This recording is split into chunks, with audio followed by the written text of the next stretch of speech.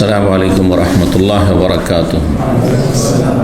إن الحمد لله نحمده ونستعينه ونستغفره ونعوذ بالله من شرور أنفسنا ومن سيئات أعمالنا. من يهده الله فلا مضل له ومن يضلل فلا هادي له.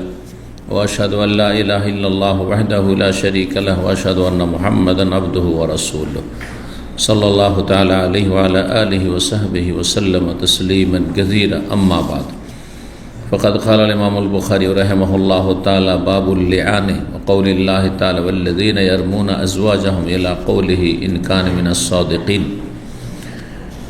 فإذا قذف الأخرس امرأته بكتابة أو إشارة أو إيماء معروف فهو كالمتكلم، لأن النبي صلى الله عليه وسلم قد أجاز الإشارة في الفرائض، وهو قول بعض أهل الحجاز وأهل العلم.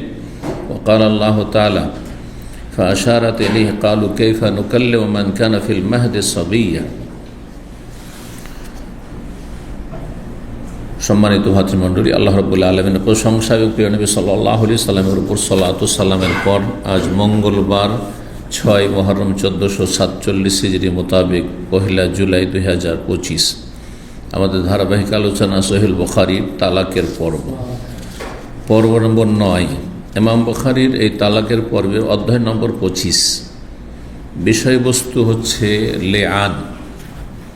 এটি হচ্ছে শরীয়তের একটি পরিভাষা, আর এর ওপরে যতগুলি অধ্যায় আজকে আসবে সবগুলি এই লেআনের বিভিন্ন মাসাইলকে কেন্দ্র করে। এই জন্য একটি হাদিস থেকে অনেক সময় অনেক মাসলা মাসাইল ইস্তেমবাত হয়, বেরিয়ে আসে, যার ফলে একটি হাদিস বারবার করে রিপিট হবে।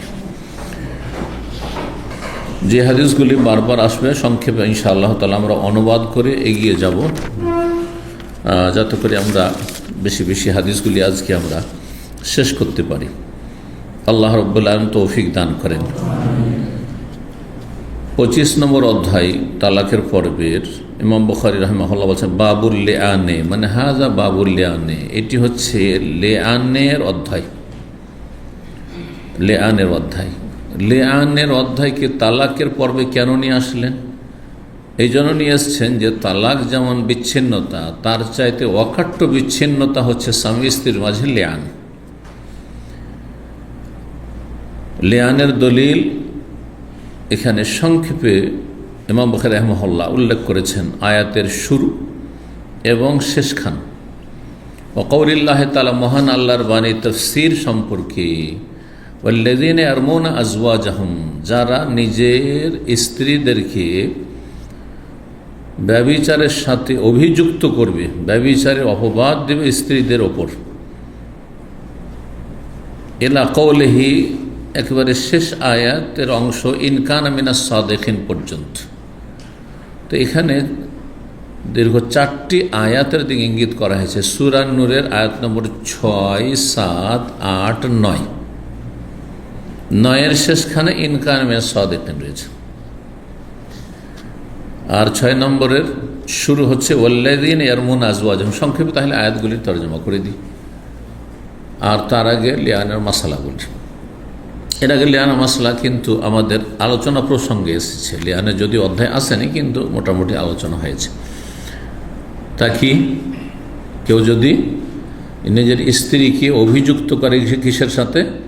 ব্যভিচারের সাথে, যে আমার স্ত্রী ব্যভিচারে লিপ্ত হয়েছে, কথা কোনো মুসলিম যদি বলে, তাহলে অন্য অন্যদের মতো তার বিধান নয় যে অন্য কোনো ব্যক্তি যদি কারো সম্পর্কে ব্যভিচারের, পুরুষকে হোক অথবা নারীকে হোক, কেউ যদি তহমত দেয়, অপবাদ দেয় যে অমুক ব্যভিচারে লিপ্ত, তাহলে তার করণীয় ফরজ কি?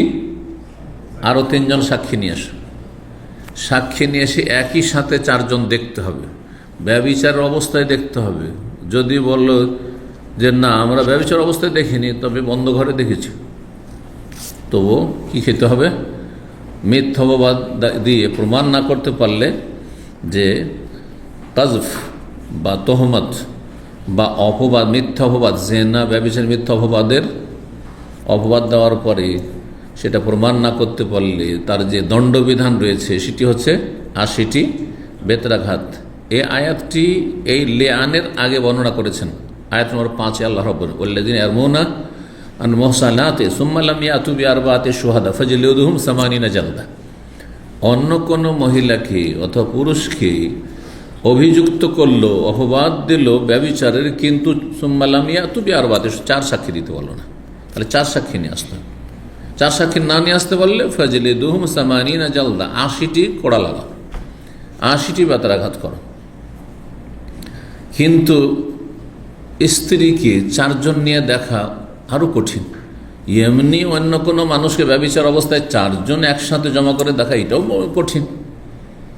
তলাশ করতে করতে সব ফিনিশ, ঠিক না?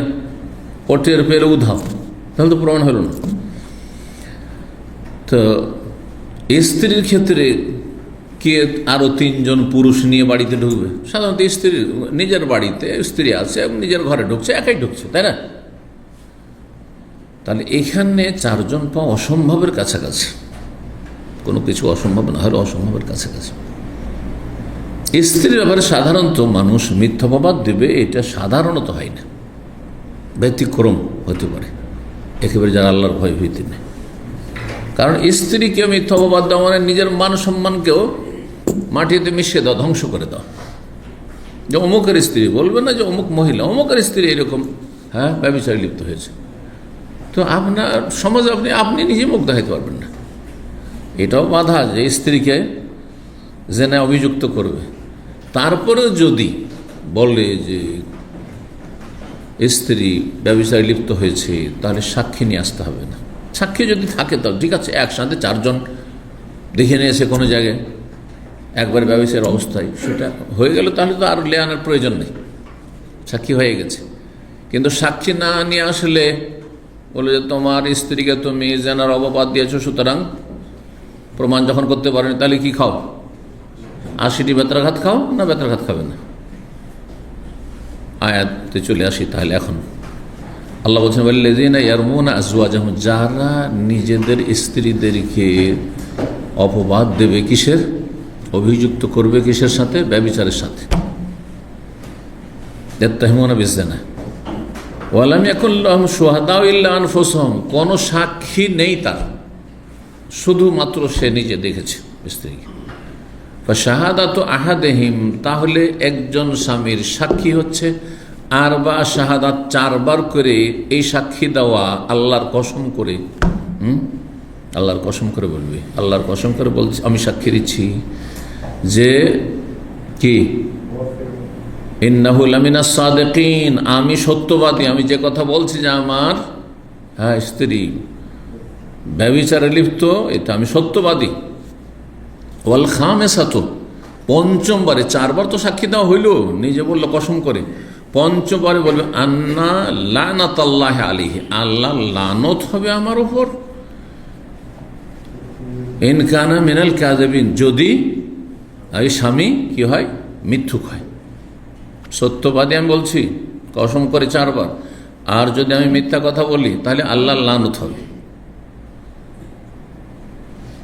এখন এরকম যখন স্বামী বলে দিল, স্ত্রী যদি স্বীকার করে না, তো স্বীকার করে নিল। স্বীকার প্রথমে তো করলেও আর ঝামেলা ছিল না, স্বীকার করলো না, না মিথ্যা কথা বলছে আমার স্বামী, আমি ব্যভিচারে লিপ্ত হইনি। ওয়াদারা আনহাল আযাব, যদি স্বীকার করে নাই, তাহলে আল্লাহর আযাব মানে দণ্ডবিধান। দণ্ডবিধান কি? মহিলা বিবাহিতা, একজন স্ত্রী, তার স্বামী মত দিয়েছে, আর 4 বার করে কসম করে আবার 5মবারে লানত চেয়ে নিয়েছে, তাহলে ব্যভিচার। ও যদি স্বীকার করে হ্যাঁ করো, তাহলে তো মৃত্যুদণ্ড, রজম। ওয়াদারা আনহাল আযাব, কিন্তু সে এই রজম নিতে পারছে না।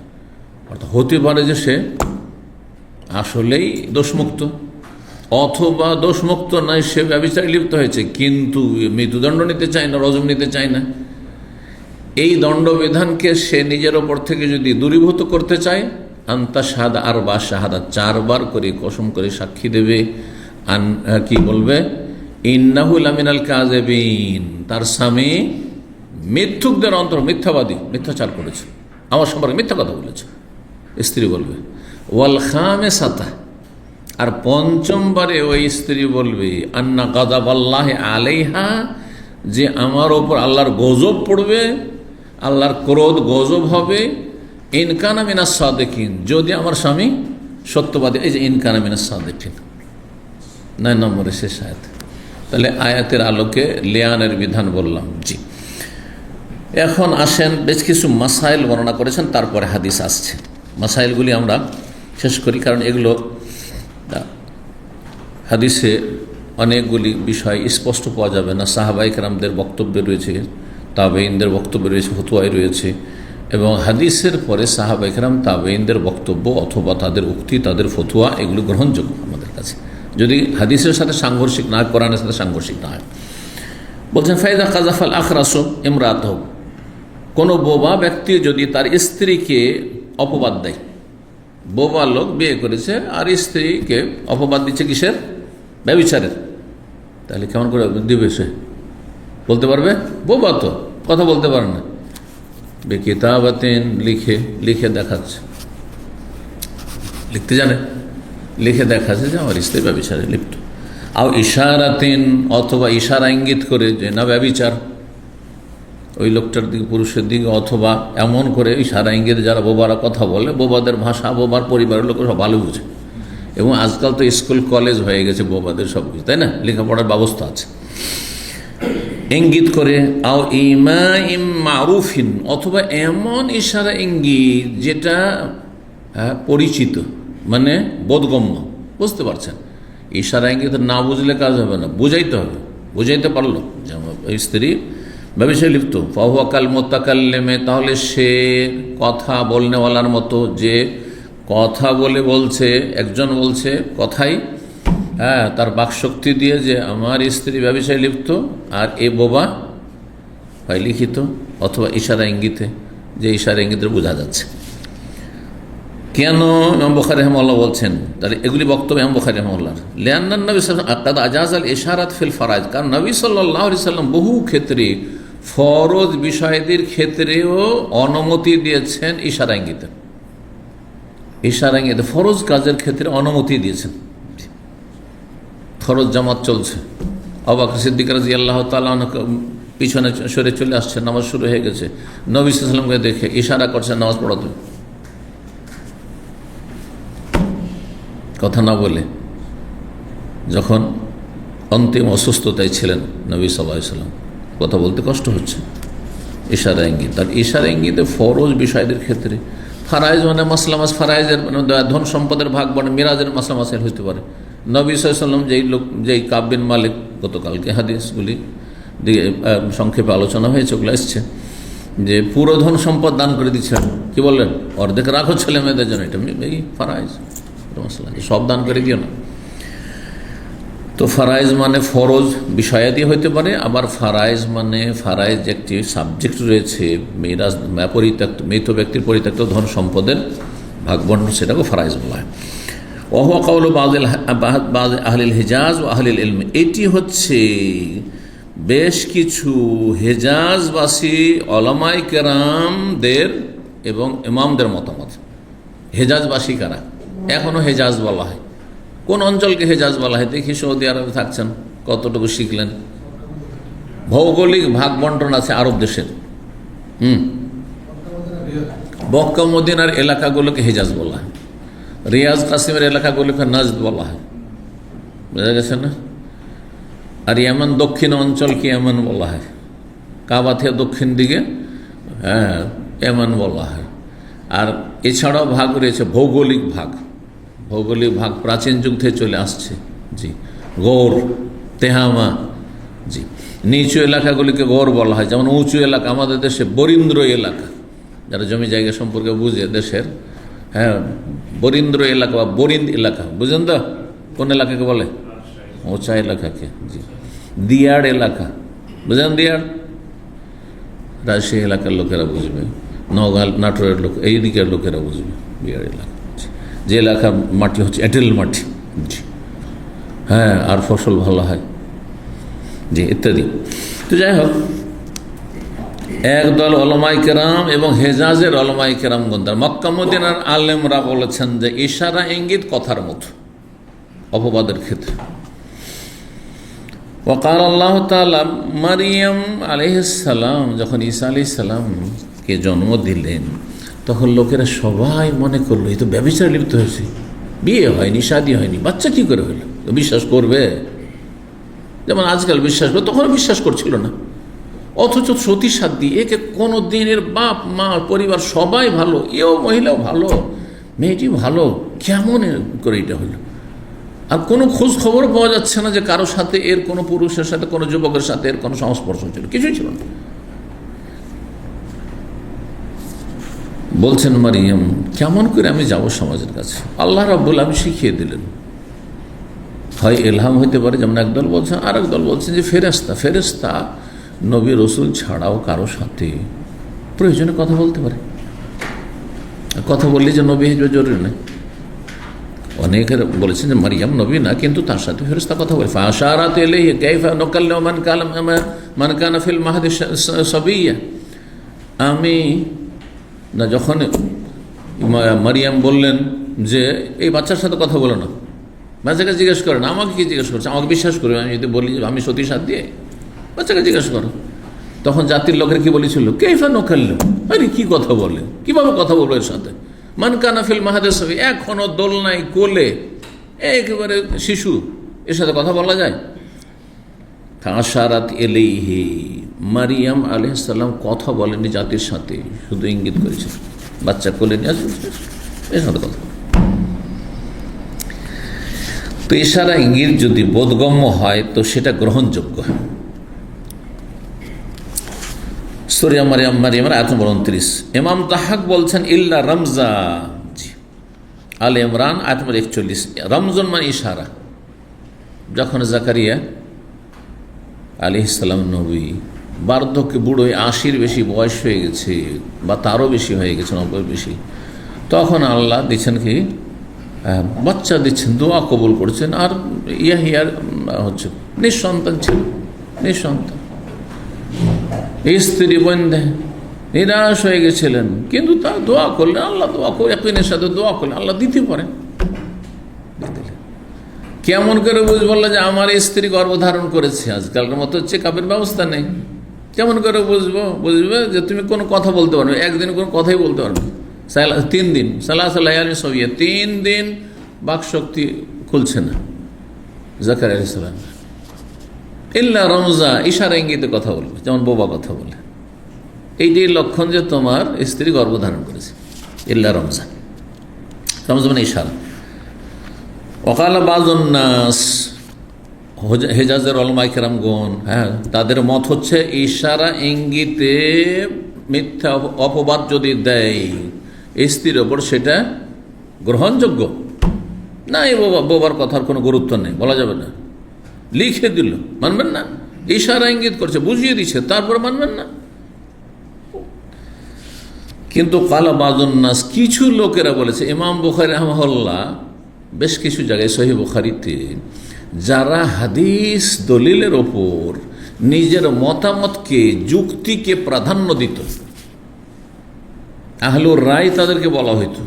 আর ওরা হচ্ছে ইরাকের ওলামারা, ফোকাহরা, ইরাকের ফোকাহরা। এদের হাদিসের জ্ঞান, হাদিস চর্চা কম ছিল, কিন্তু যুক্তিতে মুক্তি ছিল, যুক্তিতে একেবারে পটু, যুক্তি দিয়ে 9কে 6 করে দিতে পারে এরকম। তো তাদের দিকে ইঙ্গিত করে বলছেন বাযুন নাস বলেছেন, বাযুল ওলামা বলেননি। তিনি তাদেরকে ওলামা বলে গণ্য করতেন না, কারণ ইমাম বুখারী রাহিমাহুল্লাহ যেহেতু মুহাদ্দিস, মুজতাহিদ ছিলেন এবং ফকিহ ছিলেন, ফকিহ, মুজতাহিদ আর মুহাদ্দিস। তো হাদিসেরও যেমন জ্ঞান, তেমন ফিকহেরও জ্ঞান, মুজতাহিদ। তো তিনি যারা যুক্তিকে প্রাধান্য দেয় হাদিসের উপর, হাদিসের সামনে যুক্তি পেশ করে, তাদেরকে খুব ঘৃণা করতেন, সেসব আলেমদেরকে, ফোকাহাদেরকে। যার ফলে তাদেরকে আলেমদের মর্যাদা না দিয়ে আলেম বলেননি, তাদেরকে বাযুল ওলামা বলেন। দেখেন, তারা একটু আগে বললেন আহলুল ইলম, আহলুল হিজাজ ও আহলুল ইলম বলেন, কিন্তু এখানে বলছে কালা বাযুন নাস, কিছু লোকেরা বলেছে। তো ইরাকের লোক, এই জন্য এমন একটা যুগ ছিল, যেই যুগটাই এই 4 মযহাবের উৎপত্তি আর বিকাশ ঘটে, সেই যুগটাই 4 মযহাবের মধ্যে আবু হানিফা রাহিমাহুল্লাহ এবং তার ওস্তাদ যারা ছিল, তারা যুক্তিকে বেশি প্রাধান্য দিতেন, তারা যুক্তিকে প্রাধান্য দিতেন, এদেরকে আহলুর রায় বলা হতো।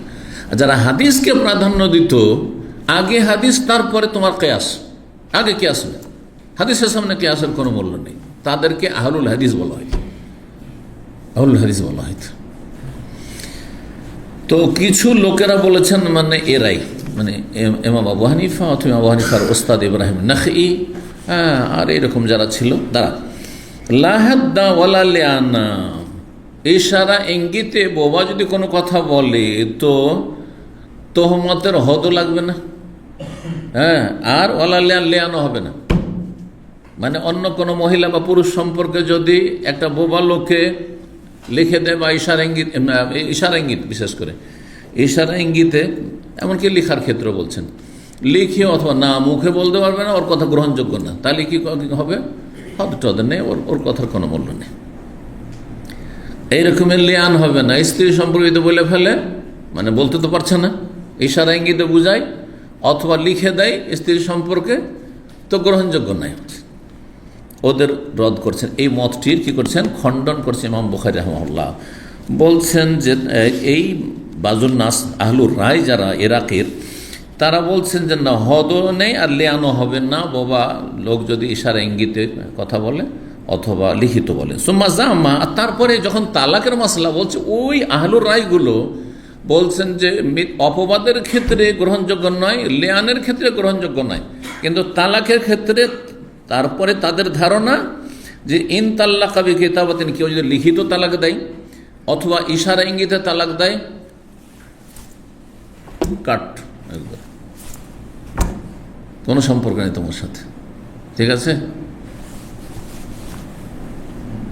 বুঝলেন না? কি হবে? এ গ্রহণযোগ্য হবে না? হবে না, বোধগম্য, স্ত্রী সাথে রাগারাগি চলছে, আর বলছে কিচ্ছু নেই, তার মানে কি তালাক, তালাক বোধগম্য হইতো। বলছেন যে যদি তালাক দেয় লিখিত আও ইশারাতেন অথবা ইঙ্গিতে, ইমাইন কোনো ইশারা ইঙ্গিতে, জায়েজ। আবার ওই ইরাকের ওই ফোকাহাদের কাছে, মানে আবু হানিফা বা তার ওস্তাদদের যারা বা তার ছাত্ররা, তাদের কাছে আবার এটি যে তালাকের ক্ষেত্রে গ্রহণযোগ্য ইশারা ইঙ্গিত, লিখনি গ্রহণযোগ্য, আবার এর ক্ষেত্রে হদের ক্ষেত্রে মানে তোহমতের ক্ষেত্রে আর লিয়ানের ক্ষেত্রে চলবে না। অথচ ইমাম বুখারী বলছেন রদ করতে, ওয়ালাইসা বাইনা তালাক ওয়াল কাযফি ফারকুন, অথচ তালাকের মাঝে আর অপবাদের মাঝে কোনো পার্থক্য নেই, কোনো পার্থক্য নেই।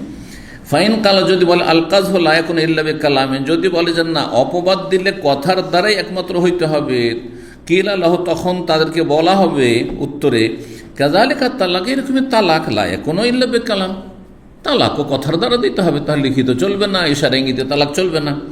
ওয়াইল্লা বাতালা তালাক ওয়াল কাযফ, যদি অপবাদ বাতিল হয় তাহলে তালাকও বাতিল। এইরকম স্বাধীন করা, যদি নিজের দাসকে বলে ফ্রি, মানে কি তোমাকে স্বাধীন করে দিল। ও কাযালিকা আল আসাম, এইরকমই কোনো বধির লোক, বইরা, বধির বলেন না বইরা বলেন? হ্যাঁ, বুঝছে ভালো করে, হ্যাঁ, বইরা। তো বইরা লোক, বধির খুব কমই লোক বলে, শুধু লিখে। তো বইরা লোক লিয়ান হবে, হয়তো বাকশক্তি আছে কিন্তু কানে ঠসা, কিছুই শুনে না, ইশারা ইঙ্গিতে সব চলবে। ওকালা ইমাম শাফিঈ আর ইমাম কাতাদা বলেন, ইজা কালা, যদি কোনো ব্যক্তি বলে আনতে তালেকুন, তুমি তালাক, ফা আশারা বি আসাবিহি, আঙ্গুল দ্বারা ইশারা করে, আঙ্গুল দ্বারা ইশারা করে, তাবিন মিনহু বিইশারাতি, ইঙ্গিতের মাধ্যমেই তালাকে বাইন হয়ে যাবে, বিচ্ছিন্ন। জি, ইশারা ইঙ্গিতে তালাক দিল, আর তারপরে ইদ্দত পার হয়ে গেল, বাইন হয়ে গেল। ওকাল ইব্রাহিম নাখী বলেন, আল আখরাস ইজা কাতাবাত তালাক, বোবা ব্যক্তি যদি তালাক লিখে দেয়, নিজ হাতে লিখতে জানে, বোবা লিখে দিল, লাজিমাহু, তাহলে সেটা আবশ্যক হয়ে যাবে, মানে সেটা বাস্তবায়ন হয়ে যাবে। ওয়াকাল হাম্মাদ বলেন, আল আখরাস ওয়াল আসাম ইন কালা বিরাসি জাযা, যদি কোনো বোবা অথবা বৈরা, বধির মাথার দ্বারা কোনো কথা বলে, তাহলে সেটা জায়েজ, মানে সেটা বাস্তবায়ন হয়ে যাবে। স্ত্রীকে রাখবে না, ওকে বোঝানো হইল। 5300 নম্বর হাদিস বর্ণনা করছেন আনাস বিন মালিক রাদিয়াল্লাহু তাআলা আনহু বলেন, কালা রাসূলুল্লাহ রাসূলুল্লাহ বলেন, আলা উখবিরুকুম বিখাইরিল আনসার, তোমাদেরকে জানিয়ে দেব না কি সবচাইতে উত্তম আনসারীদের গোত্র সম্পর্কে। দূর মানে কয়েকটা বাড়ি, দাঁড়ের বহু বচন, কয়েকটা বাড়ি নিয়ে একটা গোত্র হয়। আগের যুগের মানুষরা, আমরাও দেখেছি আমাদের গ্রামে, বাট আমাদের নিজের বংশ, আমাদের মহল্লা বা আমাদের গ্রামে আমাদেরই বংশ, অন্য বংশের লোক ওই আরেক পাড়াতে অথবা আরেক গ্রামে আছে।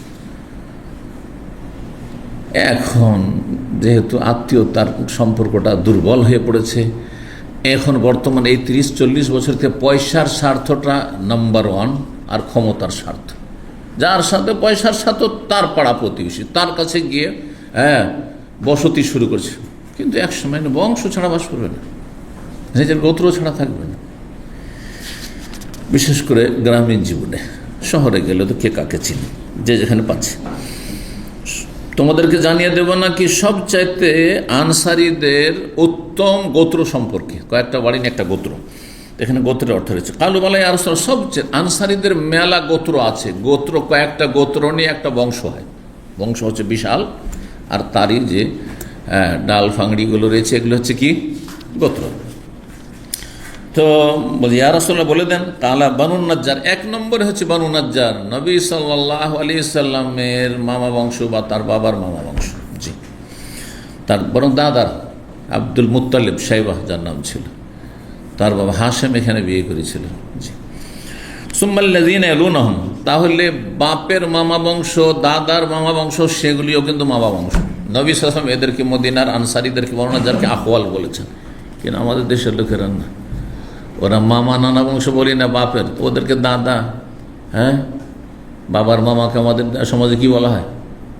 দাদা বলে ডাকে, নানা বলে ডাকে, দাদা বলে ডাকে, ঠিক না? কিন্তু শরীয়তের ভাষা এগুলি ওপরে যত যাবে, হ্যাঁ, আমার মামারা যেমন মামা, তেমনি আমার বাবার মামারাও মামা বংশ, আমার বাবার বংশ, আমার মায়ের মামার বংশ, তারাও মামা বংশ।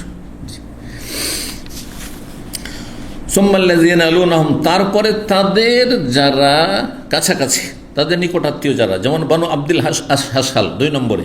সুম্মাল্লাযীনা, তারপরে তাদের নিকটাত্মীয় যারা, যেমন বানুল হারিস বিন খাজরাজ তারা। সুম্মাল্লাযীনা, তারপরে যারা তাদের নিকটাত্মীয় বানু সাইদা, জি, যেমন সাদ বিন ওবাদা, তিনি সাইদি বংশ ছিলেন। সুম্মা কালা বিয়াদিহি, তারপরে হাত দ্বারা বললেন। হাত দ্বারা বললেন মানে কি? ইঙ্গিত করলেন। তাহলে ইঙ্গিত করে বোঝাচ্ছেন বংশগুলির সময়। ফাকাবাদা আসাবিয়াহু, সবগুলি অঙ্গুলকে বা আঙ্গুল গয়ে কি করলেন? মোড়ালেন। জি, সোম্মা বাসা, তখন না, তারপরে সেগুলিকে সম্প্রসারিত করে খুলে দিলেন। কাররামিয়ে বেদি, যেমন কোনো কিছু দিয়ে মারছেন বা কোনো কিছু ছুঁড়ে ফেলছেন। সোম্মা কালা, তারপরে বলেন, অফিকুল্লে দুরিল আনসারি খের, আনসারীদের প্রত্যেক গোত্রে কল্যাণ রয়েছে, শ্রেষ্ঠত্ব রয়েছে, সবাই ফজিলতের, কিন্তু একটি আরেকটি চাইতে বেশি সম্মানিত বা মর্যাদাপূর্ণ। এই যে হাতের দ্বারা কি করলেন? ইঙ্গিত করলেন। আগে হাতকে মোড়ালেন, মুষ্টি বাঁধলেন, আর তারপরে যেমন কোনো কিছু ছুঁড়ে ফেলছেন ওইভাবে, মানে আনসারি সবগুলিকে মুষ্টিতে যেন নিলেন, আর তার বলে সবগুলিতে করলেন ইঙ্গিত।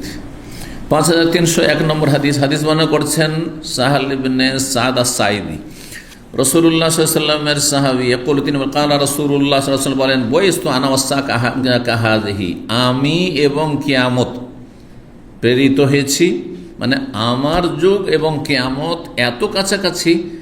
কাহাযিহি মিনহাজি, যেমন এই আঙ্গুলের সম্পর্ক এই আঙ্গুলের সাথে, আও কাহাতাইন, কাহাজি মিনহাজি বলেছেন, বা কাহাতাইন, এই দুটি আঙ্গুলের মতো। ওয়াকারানা বাইনা সাব্বাবাতি ওয়াল উস্তা, আর দুটো আঙ্গুল, সাব্বাবা মানে শাহাদাতের তর্জনীর আঙ্গুল, আর উস্তার মধ্যমা, দুটিকে মিলিত করলেন। এই দুটোতে কত ছোট বড়? হ্যাঁ, একবার সামান্য ছোট বড়। ঠিক ওই রকমই কিয়ামত খুব কাছাকাছি। আমি এখানে এসেছি, আর কিয়ামত আর একটু পরে এখানে গিয়ে আসবে। ওতে 1400 বছর চলে গেছে, আর কতদিন আছে আল্লাহ ভালো জানেন। কিন্তু এটা ভাবেন না যে কিয়ামত আসতে, আর দাজ্জাল আসতে, আর ইয়াজুজ মাজুজ আসতে আরও মনে হয় 200, 400 আর 1000 বছর আছেন না। অধিকাংশ লক্ষণগুলি চলে এসছে, শুধু বড় লক্ষণ এই 10টির মতো, এগুলো বাকি আছে। ছোট মধ্যম যত কিয়ামতের নিদর্শন লক্ষণ আলামত ছিল সব চলে এসছে প্রায়, যার ফলে কিয়ামত একেবারে খুবই কাছে, কিয়ামত খুব কাছে। আল্লাহর সমস্ত ফিতনা থেকে যেন বাঁচিয়ে রাখেন, কারণ কিয়ামতের কাছাকাছি এত বড় বড় ফিতনা হবে যে ভালো ভালো মানুষ ঈমান হারিয়ে দেবে, ভালো ভালো মানুষ ঈমান হারিয়ে দেবে। দেখেন ধার্মিক পরিবারের আজকাল সোশ্যাল মিডিয়ার কারণে অনেকে আহলে কোরআন, আরে মাদ্রাসা পড়া আলেম ছিল, বাংলাদেশ থেকে পাকিস্তান থেকে পড়ে এসছে, হ্যাঁ দেওবন্দি, আর তারপরে আসার পরে কিছুদিন তো নিজেকে বললো মুসলিম, আমি ওইসব লেবেল টেবেল আনফিট, আপনি ওইসব মানি না। আর তারপরে এখন আহলে কোরআন বলছে আমি হাদিস মানিই না, কাফের হয়ে গেল। দেখেন এইদিকে ভবিষ্যৎবাণী করে চলেছে, ইউসবিহুর রাজুলু মুমিনান ওয়া ইমসি কাফির, সকালবেলা মুসলিম ছিল, সন্ধ্যাবেলা কাফের, সন্ধ্যাবেলা মুসলিম হয়ে ঘুমিয়েছে, সকালে উঠছে কাফের হয়ে গেছে। আজকাল অনেক ধার্মিক পরিষ্কার মুসল্লি আর হাজি গাজী আর মৌলভী আল্লামা হুজুর, তাদের ছেলে মেয়েরা কলেজ ইউনিভার্সিটি পড়তে গিয়ে কেউ নাস্তিক হয়ে যাচ্ছে, কেউ সেকুলার হয়ে যাচ্ছে, হ্যাঁ, আর কত কি হয়ে জাহান্নামী হয়ে যাচ্ছে। এগুলো কিয়ামতের লক্ষণ, জি বড় লক্ষণ। ফিতনা সামলে রাখতে পারছেন না। হকের দাওয়াতের চাইতে বাতিলের দাওয়াত অত্যন্ত ব্যাপক, এবং সব দিক থেকে তারা সাহায্য পাচ্ছে, বাতিলপন্থীদের থেকে সমর্থন পাচ্ছে। আল্লাহ হেফাজত করুন। 5302 নম্বর হাদিস, আব্দুল্লাহ বিন ওমর রাদিয়াল্লাহু তাআলা আনহু থেকে বর্ণিত, তিনি বলেন নবী সাল্লাল্লাহু আলাইহি ওয়াসাল্লাম বলেছেন আশ-শাহরু হাকাযা ওয়া হাকাযা ওয়া হাকাযা, হাতের ইশারায় মাস বুঝিয়েছেন যে আরবি মাস দুই রকম হয়, আশ-শাহরু হাকাযা হাকাযা হাকাযা, মানে মাস কত দিনের হয়? 30 হয়। আর একবার বলেন আশ-শাহরু হাকাযা হাকাযা ওয়া হাকাযা, কত হইল? 29। একটা এরকম করলাম না, দেখবেন না এটা? জি হ্যাঁ, দুইবার করে দেখালেন। ইয়ানি প্রথমবার দেখালেন ইয়ানি সালাসিন, অর্থাৎ 30 দেখালেন। সুম্মা কাল, তারপর ওয়াহা কাজা ওয়াহা কাজা ওয়াহা কাজা, ইয়ানি 29 দিনের হয়। এই জন্য চাঁদের মাস কোনো মাসে 29, কোনো মাসে 30। গত মাস 29 ছিল, সামনে মাস 30 হয়ে গেছে। ইয়াকুল উমর রাতান, একবার বললেন হাতের ইঙ্গিতে সালাসিন, ওমর রাতান 30, একবার বললেন 29। তাহলে ইঙ্গিত দিয়ে নবী সাল্লাল্লাহু আলাইহি ওয়াসাল্লাম বহু কিছু বুঝিয়েছেন, যেই ইঙ্গিত বোধগম্য, পরিচিত, সর্বজন বিদিত। 5303 নম্বর হাদিস, আবু মাসউদ বাদী রাদিয়াল্লাহু তাআলা আনহু বর্ণিত, তিনি বলেন নবী সাল্লাল্লাহু আলাইহি ওয়াসাল্লাম একবার ইঙ্গিত করলেন, ও আশারান নবী সাল্লাল্লাহু আলাইহি ওয়াসাল্লাম বিয়াদিহি, নিজ হাত দ্বার নাহওয়াল ইয়ামান, ইয়ামানের দিকে, দক্ষিণ দিকে। দক্ষিণ কোন দিকে? এখান থেকে, হ্যাঁ তাড়াতাড়ি এদিকে, তাই না? পশ্চিমের দিকে, দক্ষিণ দিকে। আর বললেন ইঙ্গিত করে, হাতের ইশারা ইঙ্গিতে, আল ইমান ও হা হো না, ইমান এই দিকে আছে, এই দিকে আছে, ইমান এই দিকে আছে, বললেন না দক্ষিণ দিকে আছে। মাররাতান, দুইবার করে বলেছেন। আলা আর শোনো, ওয়া ইন্নাল কাসওয়াতা ওয়া গিলাদাল কুলুফিল ফাদ্দাদিন হাইসু ইয়াতলু কারনাশ শায়তান রাবিয়াতা ওয়া মুদার। আর নিষ্ঠুরতা, কাসওয়া অন্তরের নিষ্ঠুরতা, ও গেলাদুল কুলুব আর অন্তরের কঠোরতা, পাষণ্ড হওয়া, মায়া মমতাহীন হওয়া, নিষ্ঠুর হওয়া, এই স্বভাবগুলি রয়েছে ফিল ফাদ্দাদিন, উটের রাখালদের বা উটের মালিকদের মাঝে, যারা উটের পিছনে পিছনে ঘুরে বেড়ায় মরুভূমির দিয়ে, তাদের অন্তর উটের সাথে থেকে থেকে শক্ত হয়ে যায়। ফাদ্দাদিন, ফাদ্দাদ বলা হয় উটকে তাড়াইতে হলে জোরে চিল্লাইতে হয়, জোরে হাঁকাইতে হয়, আর যারা খুব চিৎকার করে তাদেরকে ফাদ্দাদিন বলা হয়। এই জন্য ওটের রাখাল বা ওটের মালিকদেরকে ফাদ্দাদিন বলা হয়েছে। হাইসো, যেই দিক থেকে শয়তানের 2 শিং উদিত হবে, মানে ফিতনা উদিত হবে। শয়তানের তো আসল শিং বোঝানো হয়নি, এগুলো রূপক অর্থে বলা হয়েছে। শয়তানের শিং মানে শয়তান মানি তো ভয়ানক, তো এখানে আচ্ছা, সিংয়ের কারণের অর্থ যেমন শাব্দিক অর্থ সিং হয়, তেমনি এর অর্থ দল হয়। শয়তানের দল তৈরি হবে, বিশেষ করে রাবিয়া বংশে আর মোদার বংশে। নবী সাল্লাল্লাহু আলাইহি ওয়াসাল্লাম যখন এই হাদিসটি বলেছিলেন, তখন ইয়ামানের লোকেরা স্বতঃস্ফূর্তভাবে নিজে থেকে ইসলাম গ্রহণ করতে আসছিল। তখনকার ইয়ামানের মধ্যে আলবাহা, আবহা, এইসব এলাকাগুলি সব সামিল ছিল। আবু হুরায়রা রাদিয়াল্লাহু তাআলা বংশ দৌসি, তারা গোটা দল বেঁধে খাইবারের যুদ্ধের বছর ওই সময় সবাই এসে হাজির, গোটা বংশ এসে কয়েকশো একসাথে ইসলাম গ্রহণ করেছে। আল হাসান লোকেরা দ্রুত ইসলাম গ্রহণ করেছে, কিন্তু আপনার এই যে আল খারজ, রিয়াজ আর এই কাসিম, এই এলাকায় যেসব লোকেরা বসবাস করত এরা বড় নিষ্ঠুর ছিল, আর এই এলাকার লোকেরা সবচেয়ে বেশি ওঁটের লালন পালন করত।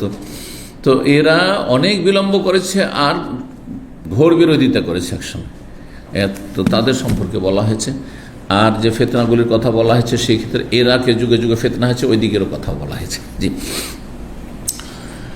5304 নম্বর হাদিস বর্ণনা করেছেন। তাহলে এখানে ইঙ্গিত দেখলেন না, দক্ষিণ দিকে ইঙ্গিত করলেন শুধু, হ্যাঁ বললেন না দক্ষিণ শব্দটি। ইঙ্গিত তাহলে গ্রহণযোগ্য শরীয়তে যদি বোধগম্য হয়। সাহল বিন সাদ রাদিয়াল্লাহু বর্ণনা করেছেন, রাসূলুল্লাহ একবার বললেন, আনা ওয়া কাফিল ইয়াতিম ফিল জান্নাতে হাকাযা, আমি এবং ইয়াতিমের রক্ষণাবেক্ষণকারী বা প্রতিপালনকারী, আমি এবং ইয়াতিমের প্রতিপালনকারী, ইয়াতিমের খরচ খরচা, হ্যাঁ তালিম তরবিয়ত, তার ভালো আদব কায়দা শিখিয়ে বড় করে দিল, এইরকম ব্যক্তি এবং আমি জান্নাতে এইরকম থাকবো। আর ও আশার বিসাব্বাব আল উস্তা, তর্জনী এবং মধ্যমায় দুটো আঙ্গুল দিয়ে ইশারা করলেন। এই ইশারাটি আবার ছোট বড় ছিল না, ছিল কি অফার রাজা বাইন, সামান্য একটু দুটো আঙ্গুলের মাঝে ফাঁক করলেন, এইরকম এত কাছাকাছি থাকবে রাসূলুল্লাহ সাল্লাল্লাহু আলাইহি ওয়াসাল্লামের কারা, যারা ইয়াতিমের প্রতিপালন করবে। এক তো বিধবা, নিজে অসহায়, স্বামী হারিয়েছে, তারপরে তার বাচ্চারা আছে, এই বাচ্চাদেরকে খরচ খরচা কে বহন করবে, এগুলোকে পড়িয়ে কে মানুষ করবে। আপনারা প্রবাসীরা কিন্তু ভুক্তভোগী অনেকেই, যে এখানে অনেক টাকা পয়সা হয়তো ইনকাম করছেন, কিন্তু আপনার স্ত্রী আপনার ছেলেদেরকে সামলাতে পারছে না, লেখাপড়া করছে না, কঠিন ব্যাপার। কারণ মহিলাদেরকে ছেলেরা বিশেষ করে ভয় করে না, মেয়েরা আজকাল পড়াশোনাতে আলহামদুলিল্লাহ অ্যাডভান্স, ওদেরকে বলতে হয় না। সারা বিশ্বের এই অবস্থা, আরব আজম সারা বিশ্বে যদি ভালো করে দেখেন গভীর তো এরকমই। কিন্তু ছেলেরা দুষ্টামির শেষ নেই, ফিতনাদের জন্য বেশি, কারণ বাইরে বেশি যায়, আর বাইরে গেলেই ফিতনা, বাড়ির বাইরে গেলেই ফিতনা। বাড়িতে যতই ভালো পরিবেশ থাক না কেন, তিনটে পরিবেশ যদি ভালো না হয়, কোনো মানুষকে ভালো বানানো খুব কঠিন। এটি একটি গুরুত্বপূর্ণ একটা গোটা একটা আলোচনার একটা সার কথা। তিনটি জায়গায় ভালো হইতে হবে ক্ষেত্র, একজন মানুষকে মানুষের মতো মানুষ করলে। বাড়িটাও হইতে হবে ইসলামিক পরিবেশ, তার শিক্ষাঙ্গন স্কুল মাদ্রাসা যেটা হোক সেখানে ইসলামিক পরিবেশ থাকতে হবে, এবং যেই সমাজ সোসাইটিতে বসবে সেটাও ইসলামিক পরিবেশ থাকতে হবে। তিনটে প্রতিকূল আমাদের। কিছু কিছু পরেশগার লোক আছে, বাড়িটা ভালো, স্বামী স্ত্রী ভালো, তার হ্যাঁ ভালো চেষ্টা করেছে, কিন্তু গ্রাম ফিতনা আর ফিতনা, পাপ আর পাপ। স্কুলে গেলে অবাধ মেলামেশা, নোংরামির শেষ নেই। কী করে আপনার ছেলে ভালো থাকবে? আল্লাহ হেফাজত করুন। প্রতিকূল অবস্থা। সামান্য একটু ফাঁকা করে দেখালেন যে ইশারা, তাহলে ইশারাতে বুঝালেন যে যারা ইয়াতীমের দেখাশোনা করবে তারা আমার প্রতিবেশী হবে জান্নাতে। জান্নাত তো পাবেই, রাসূল সাল্লাল্লাহু আলাইহি ওয়াসাল্লামের প্রতিবেশী হবে। এই জন্য আল্লাহ যাদেরকে ধন দৌলত দিয়েছেন, জান্নাতে যদি যেতে চান এবং নবী সাল্লাল্লাহু আলাইহি ওয়াসাল্লামের কাছাকাছি থাকতে চান, তো কমপক্ষে একটা দুটা করে ইয়েতিম মানুষ করার চেষ্টা করবেন। অনেক ইয়েতিম সমাজে আছে, আত্মীয় হোক অথবা অনাত্মীয় হোক। হ্যাঁ, আপনি ভালো করে একে যদি নামাজি বানিয়ে দেন, একে যদি ভালো একটু যদি আদব আখলাক চরিত্র আপনি শিখিয়ে দেন, মেয়ে হলে বিয়ে দেওয়া পর্যন্ত, হ্যাঁ স্বামীর ঘর উঠিয়ে দেওয়া পর্যন্ত শেষ। ছেলে হইলে মোটামুটি মাধ্যমিক উচ্চ মাধ্যমিক একটু পড়িয়ে দিলেন, 22 মাদ্রাসায় পড়িয়ে দিয়ে সাবালক 18 বছর 20 বছর হয়ে গেছে, কাজের যোগ্য হয়ে গেছে, এখন কাজ করে খান, তারপরে দিলেন না হয় না দিলেন, কারণ সাবালক হওয়ার পরে এতিম থাকে না। বিশাল নাকি জান্নাতের সার্টিফিকেট এবং নবী সাল্লাল্লাহু আলাইহি ওয়াসাল্লামের সান্নিধ্য, প্রতিবেশী হওয়ার সার্টিফিকেট। আল্লাহ যেন আমাদের সকলকে তৌফিক দান করেন। এতে মানুষের অন্তর নরম হয়, এতিমের প্রতিপালন অন্তর নরম হয়। সবসময় এই অনুভূতি থাকবে যে এই এতিমগুলো যেমন এতিম হয়ে গেছে, বাবাকে হারিয়েছে, আমার ছেলেগুলো যদি, আমার কচি কাচাগুলো যদি আমাকে হারিয়ে দিত, আমি যদি দুনিয়াতে চলে, কী হইতো আমার বাচ্চাগুলো? মনটা সবসময় নরম থাকবে, অহংকার মুক্ত থাকবেন আপনি, আখেরাত মুখী হবেন আপনি, দুনিয়ার ফিতনা থেকে বেঁচে থাকতে পারবেন। আল্লাহ তৌফিক দান করুন। 26 নম্বর অধ্যায় বলছেন, বাবুনে অধ্যায় হচ্ছে এজা আর রাজা বেনাফিল ওয়ালাদে, কোনো স্বামী কোনো পুরুষ যদি তার কোনো সন্তানকে ইঙ্গিতে অস্বীকার করে, ইঙ্গিতমূলক অস্বীকার, বলছে না যে এটা ছেলে আমার না, কিন্তু বলছে আমি ফর্সা, ছেলেটা এত কালো কেন? হ্যাঁ, আমি দেখতে এত সুঠাম সুন্দর, আর এই ছেলে এত কুৎসিত কেন? এগুলো কি ইঙ্গিতমূলক কথা যে এটা আমার না। দেখা গেছে যার সন্তান, এটা বললে জ্ঞান করতে হবে, ওকে জিজ্ঞাসা করতে তোমার উদ্দেশ্য কি, শুধু বলে যে হ্যাঁ আমার স্ত্রী আসলে দোষী, তাহলে জ্ঞান করো।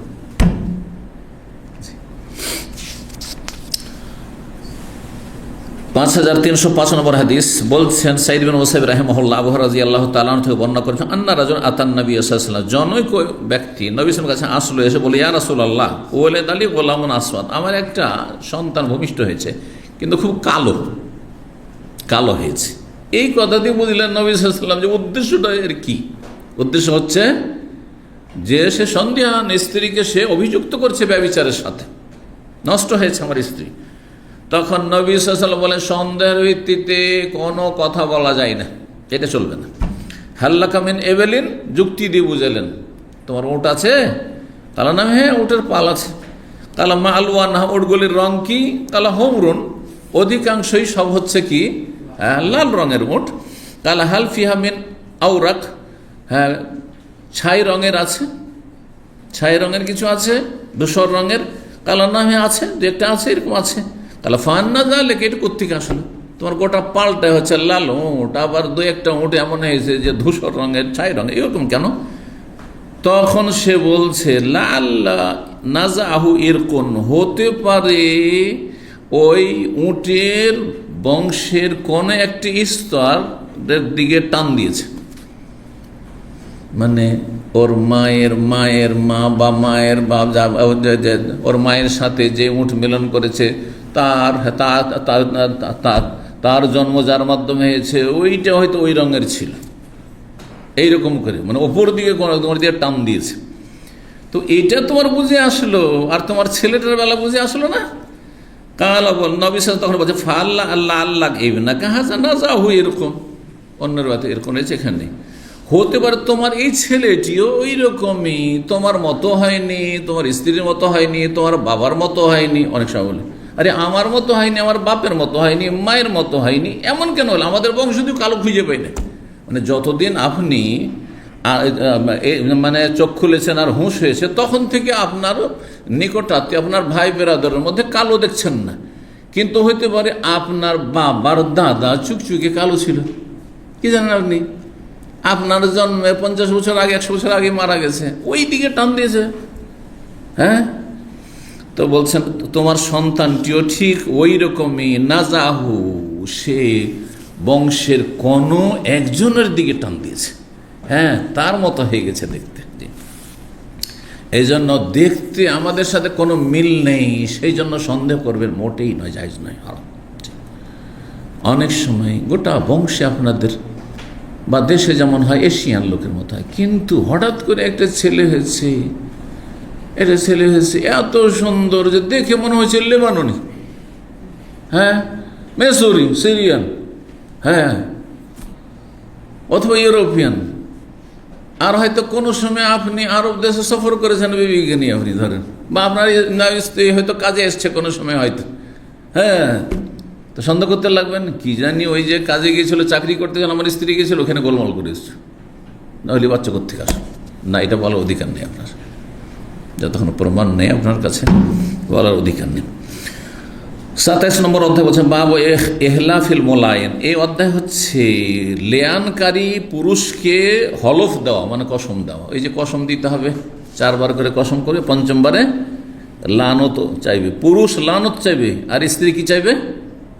গজব চাইবে। দুটো পার্থক্য করেছে, লানত আর গজব দুটো, যদিও দুটোই মারাত্মক আরবি ভাষায়, কিন্তু সাধারণ মানুষরা গজবটাকে বেশি ভয় পায়।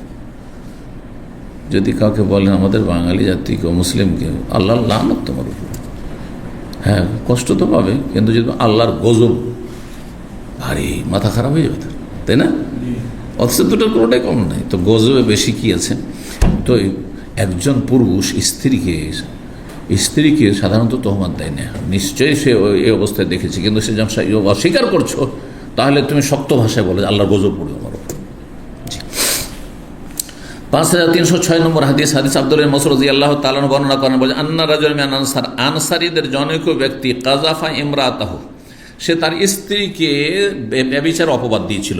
ফাআহলা ফাহুয়ান নবী সাল্লাল্লাহু আলাইহি ওয়াসাল্লাম, নবী সাল্লাল্লাহু আলাইহি ওয়াসাল্লাম দুইজনকে কসম করালেন এই লিয়ানের, সুম্মা ফাররাকা, তারপরে দুইজনের মাঝে বিচ্ছিন্ন করে দিলেন। আর তালাকের কোনো প্রয়োজন, এক সাহাবী যে তালাক দিয়েছিলেন সেটা নিজের পক্ষ থেকে দিয়েছেন। দুটি ঘটনা, এই লিয়ানের ঘটনা সাহাবায়ে কেরাম দুটি শুধু হয়েছে।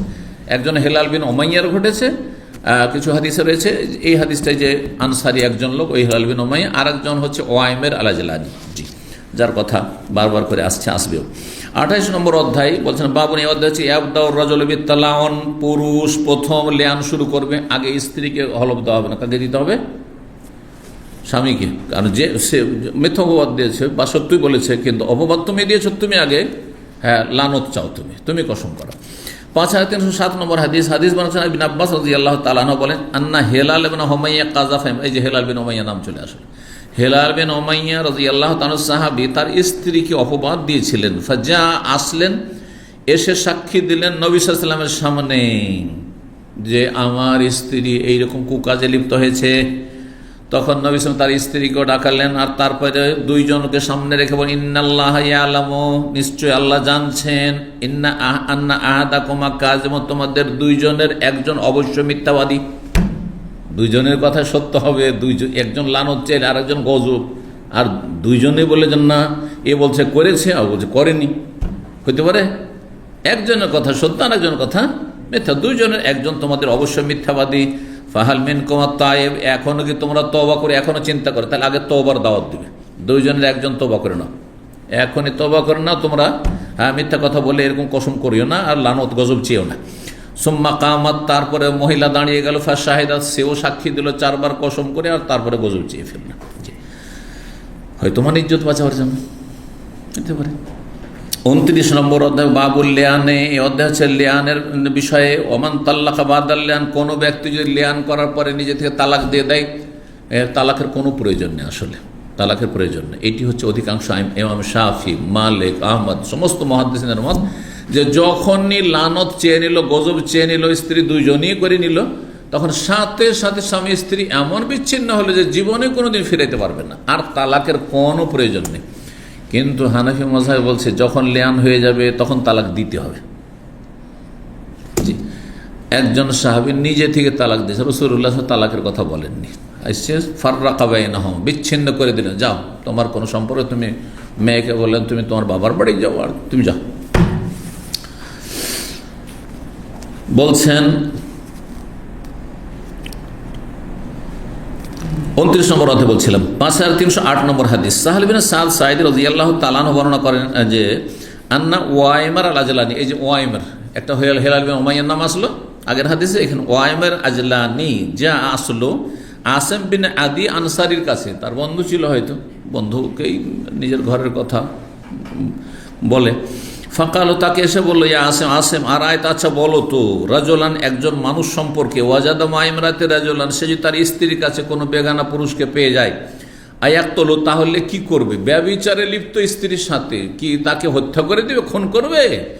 যদি খুন করে, খুন করার পরে তখন আসামের কাঠগড়ে তোমরাও ওকে ধরে যে হত্যা করলো, হত্যাকারী মানে যার স্ত্রী ব্যভিচারে লিপ্ত, তাকে তোমরাও হত্যা করে দিবে নাকি? এইরকম করবে? তত তোমরাও কি তাকে খুন করে দেবে? আম কাইফায়াফার, নাকি কি করবে, করণীয় কি? এই সময়টি মানুষ রাগ বরদাস্ত করতে পারে না, কিন্তু রাগকে কন্ট্রোল করতে হবে। ইসলাম আপনাকে এই বৈধতা দেয় না যে আপনার স্ত্রীকে ব্যভিচারে দেখছেন সেই জন্য আপনি ওই লোকটিকে খুন করে দেবেন অথবা স্ত্রীকে খুন করে দেবেন, ওটাই জায়েজ না, হারাম কাজ, আপনি গুনাহগার এবং আপনি আসামি। তো আইন নিজের হাতে তোলা যায় না, এটা শরীয়তের বিধান। কিন্তু জি, সাল্লি ইয়া আসেম, আসেম তোমার যখন জানা নেই তুমি জিজ্ঞেস করো, আনজালাকে এই মর্মে রাসূলুল্লাহ সাল্লাল্লাহু আলাইহি ওয়াসাল্লামকে জিজ্ঞাসা করে ফতোয়াটা নিয়ে এসে দাও। ফাসালা আসেম, আসেম তখন এসে জিজ্ঞেস করলো রাসূলুল্লাহ সাল্লাল্লাহু আলাইহি ওয়াসাল্লামকে এই ব্যাপারে। ফাকারিহা, রাসূলুল্লাহ সাল্লাল্লাহু আলাইহি ওয়াসাল্লাম এই ধরনের প্রশ্ন করাকে খুব ঘৃণার নজরে দেখলেন, খুব খারাপ মনে করলেন। ও আবাহা, এবং এইটিকে খুব দোষ এবং দোষণীয় কথা মনে করলেন। হাত্তা কাবরা আলা আসেম, এমনকি আসেমকে খুব খারাপ লাগতে লাগলো, যেমন খুব খারাপ কাজ করে দিলাম, নবী সাল্লামকে অসন্তুষ্ট করে দিলাম। আসেমের মনটা খারাপ হয়ে গেল নবী সাল্লাল্লাহু আলাইহি সাল্লামের অসন্তুষ্টিতে। রাসূলুল্লাহ সাল্লাল্লাহু আলাইহি ওয়াসাল্লাম যা শুনলেন তা শুনে ফালাম্মা রাজা আসেম যখন ফিরে আসলো নিজ পরিবারের কাছে, তো ওয়াইমের তখন চলে এসছে, কারণ মাসলা জিজ্ঞেস করতে বলেছে, আর ওয়াইমের ভুক্তভোগী। ফাকালা বলছে, ইয়া আসেম মাজা কালালাকা রাসূলুল্লাহ, রাসূলুল্লাহ তোমাকে কি বললেন, মাসলার উত্তরটা বলো। ফাকালা আসেম তখন ওয়াইমেরকে বললেন, বন্ধু করলাম তা তিনি বেখায়ের, তুমি এমন প্রশ্ন করতে বললে সেটাতে কোনো কল্যাণ মঙ্গল এনে দিলে না, তুমি খুব খারাপ কাজ করলে, আমাকে নবী সাল্লাল্লাহু আলাইহি ওয়াসাল্লামের কাছে তুমি খুব অপদস্থ করলে, ছোট করলে। কাদ কারিহা রাসূলুল্লাহ আল মাসআলা আল্লাতী সাআলতাহু বা সাআলতুহু আনহা, রাসূলুল্লাহ সাল্লাল্লাহু আলাইহি ওয়াসাল্লাম সেই জিজ্ঞাসাকে খুব ঘৃণা করলেন যেটি তোমার পক্ষ থেকে আমি তাকে জিজ্ঞাসা করতে গিয়েছিলাম, তো আমার মনটা খুব খারাপ। ওয়াইমার বললেন যে আমার তো প্রয়োজন, ওয়াল্লাহি আল্লাহর কসম করে, লা আনতে আমি অতক্ষণ ক্ষান্ত হব না, থামবো না, হাত্তা আসআলাহু আনহা, এই বিষয়ে যতক্ষণ সরাসরি গিয়ে নবী সাল্লাল্লাহু আলাইহি ওয়াসাল্লামকে জিজ্ঞাসা না করো। তুমি জিজ্ঞাসা করে উত্তর পেলে না, আমি নিয়ে আসবো উত্তর। ওয়াইমের তখন আসলো, এসে রাসূলুল্লাহ সাল্লাল্লাহু আলাইহি ওয়াসাল্লামের কাছে আসলো। ওয়াসাতান নাস, লোকজন সব বসে আছে সবার মাঝখানে মজলিসে। এসে বলি, ইয়া রাসূলুল্লাহ আরায়তা রাজুলান, আচ্ছা বলুন তো এমন এক ব্যক্তি সম্পর্কে, ওয়াজাদা মা ইমরাতিহি রাজুলান, যদি নিজ স্ত্রীর সাথে অন্য বেগানা পুরুষকে পেয়ে যায় ব্যভিচারে, আয়াকতুলু, তাহলে তাকে কি খুন করবে, ফাতাকতুলু, তাহলে আপনারাও কি ওই লোকটিকে ধরে যে খুন করেছে তাকে খুন করে দিবেন কিসাসে, আম কাইফা, নাকি কি করবে, তাহলে করণীয় কি?